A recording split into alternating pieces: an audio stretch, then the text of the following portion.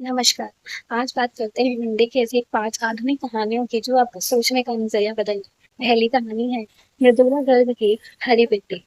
इस कहानी में मृदुला गर्ग ने एक ऐसी नायिका या पात्र को दर्शाया है जो कि एक सुने किसी है, पढ़ी लिखी है, अपने विचार हैं, अपनी पसंद है, लेकिन फिर भी शादी के बाद सब कुछ अपने पति के हिसाब से करना चाहती है। यहाँ तक कि उसका रहन-सहन, खाना-पीना और कपड़े ओढ़ने पहनने का तरीका भी उसी के अनुरूप होता है। एक दिन जब उसका पति किसी काम से बाहर जाता है, तो उसे बहुत आज़ादी का अनुभव होता है। वह आराम से सुबह उठती है, अपने लिए अपनी पसंद के अनुसार चाय बनाती है और फिर उसके बाद अपनी पसंद से कपड़े पहनती है, चटक कपड़े और आसमानी सूट पे हरी बिंदी लगाती है, जिसके तर्ज पे शीर्षक भी रखा गया है। किसी को भी ये बहुत अटपटा लग सकता है, जैसे कि उसके पति को भी लगता है, लेकिन आज वह उस मूड में नहीं है कि किसी की परवाह करे। बड़े-बड़े झुमके पहनती है और अपने हिसाब से घूमने के लिए निकल जाती है और उस दिन उसे एहसास होता है, कहीं न कहीं उसने नए रिश्ते को अपनाने के चक्कर में खुद का ही अस्तित्व खो दिया। दूसरी कहानी भी ऐसे ही से रिलेटेड है, जो कि है ममता कालिया की, जिसका नाम है बोलने वाली। इस कहानी में भी ममता कालिया ने एक आधुनिक स्त्री का चित्रण किया है।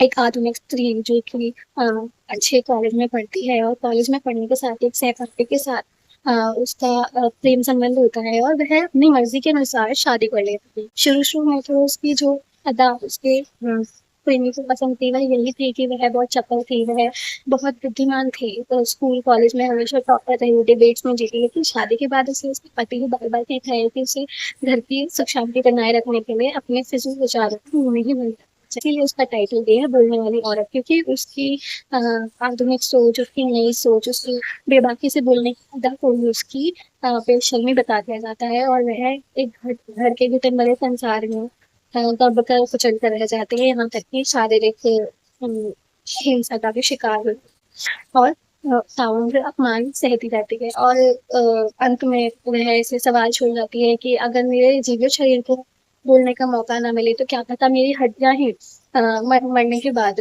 मेरे अंदर दबा हुआ फिर उगले। हम तीसरी कहानी पे आते हैं, जो कि है दलित विमर्श से रिलेटेड, वो है बाबूराव कागुल की लिखित विद्रोह। यह कहानी असल में मराठी भाषा में लिखी गई है और फिर इसको हिंदी में अनुवाद किया गया है। इसका अनुवाद आपको हिंदी में गूगल पे मिल जाए।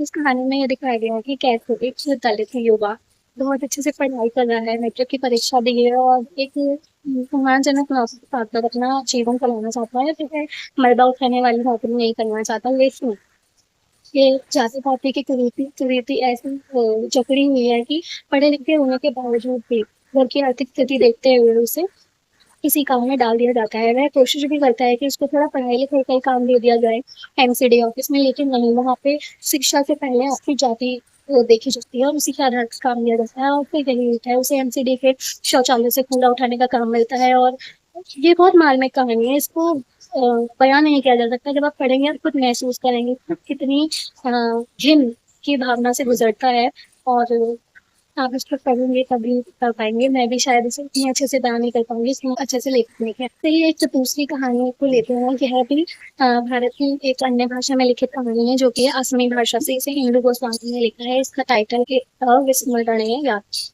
इस कहानी में नक्सलवाद की समस्या के बारे में बताया गया है।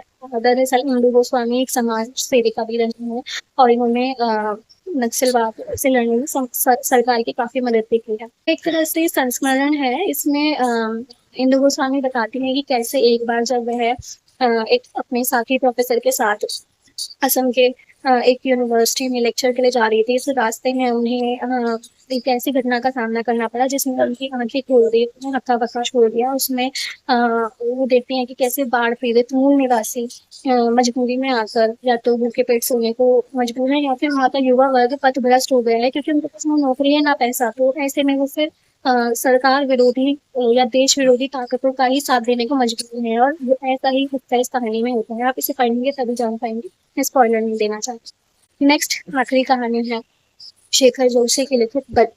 यह कहानी आज के समाज के मजदूर वर्ग की या नौकर नौकरी पेशा लोगों की कहानी है।